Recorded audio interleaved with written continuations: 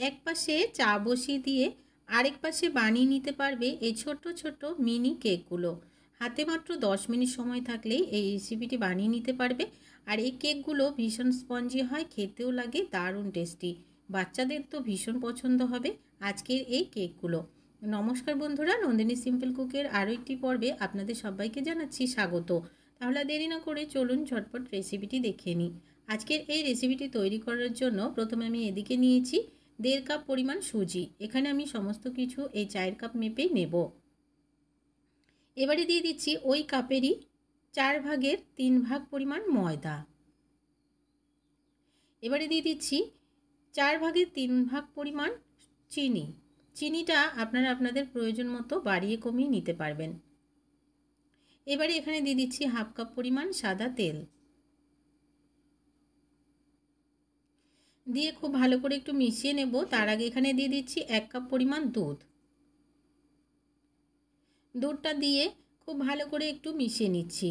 এখানে আরও কিছুটা দুধের প্রয়োজন আছে, তবে আমি এখন দেব না, পরে ব্যবহার করব।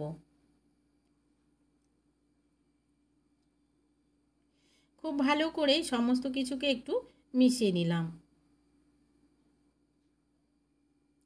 এই কেকগুলো ভীষণ সহজ বানানো, যে কেউ দেখলেই বানাতে পারবে। এবারে এদিকে একটা মিক্সি জার নিয়ে নিয়েছি, আর এই মিক্সি জারেই সমস্ত সুজির আর ময়দার এই ব্যাটারটাকে নিয়ে নিচ্ছি।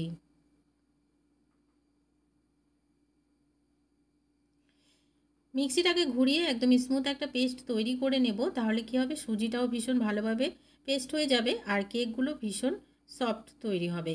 এবারে এখানে দিয়ে দিচ্ছি 1/2 কাপ পরিমাণ দুধ, আর 1/2 কাপ পরিমাণ দুধ আমি রেখে দিচ্ছি, পরে ব্যবহার করব। এবারে মিক্সিটাকে ঘুরিয়ে নিচ্ছি। তো বন্ধুরা, মিক্সিটাকে ঘুরিয়ে একদম স্মুথ একটা পেস্ট তৈরি করে নিলাম। এবারে আমি চামচের সাহায্যে উঠিয়ে দেখিয়ে দিচ্ছি। তো দেখুন, খুব সুন্দরভাবে পেস্টটা তৈরি হয়ে গেল। সুজিগুলো খুব সুন্দরভাবে পেস্ট হয়ে গেছে। এবারে এদিকে একটা বাটিতে আমি এই সমস্ত পেস্টটাকে নিয়ে নিচ্ছি।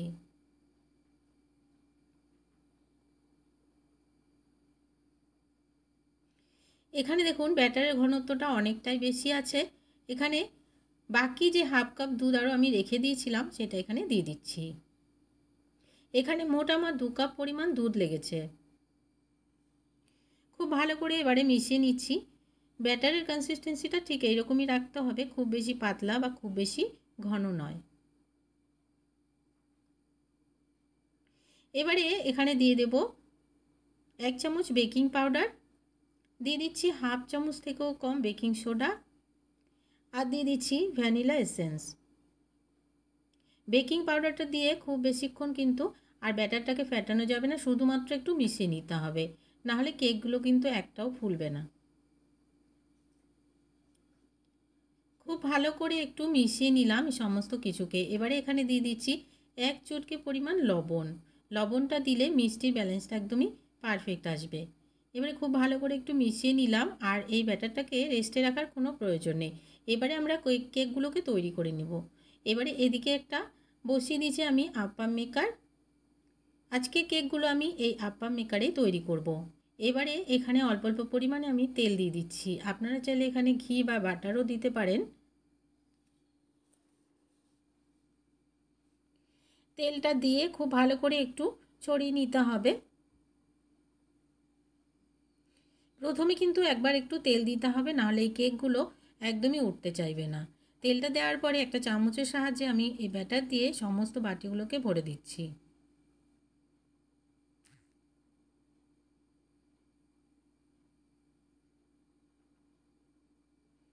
একটু একটু করে ফাঁকা রেখে দিতে হবে, কেননা এই কেকগুলো দেখবেন 1-2 সেকেন্ডের মধ্যেই ফুলে উঠবে, আর খুব বেশি সময় লাগে না, খুব তাড়াতাড়ি দেখবেন তৈরি হয়ে যাচ্ছে।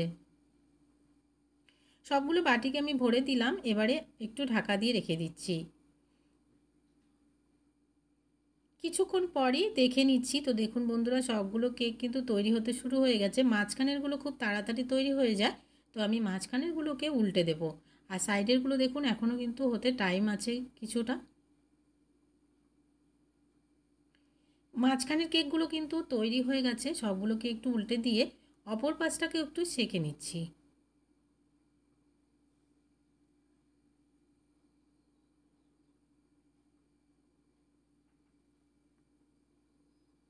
এই কেকগুলো বাচ্চারা যদি একবার খায় দেখবেন আবার বানানোর জন্য অনুরোধ করবে, এতটাই ভালো হয় কেকগুলো খেতে, বানানো ভীষণই সহজ। এবারে আমি যেগুলো উল্টে দিয়েছিলাম তো সেগুলো দেখুন খুব ভালোভাবে তৈরি হয়ে গেছে, নামিয়ে নেব।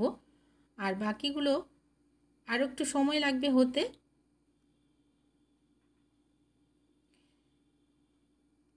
এগুলোকে আমি নামিয়ে নিচ্ছি আর বাকিগুলোকে তৈরি করে নিয়ে ফিরে আসছি।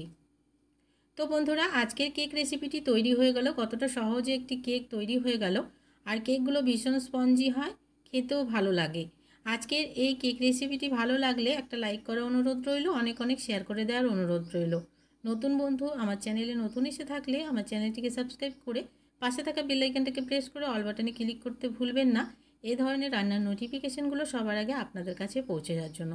আর আজকের রেসিপিটি কেমন লাগলো কমেন্ট বক্সে জানাতে কিন্তু ভুলবেন না। আজকের মতন তাহলে আসি বন্ধুরা, সবাই ভালো থাকবেন, সুস্থ থাকবেন।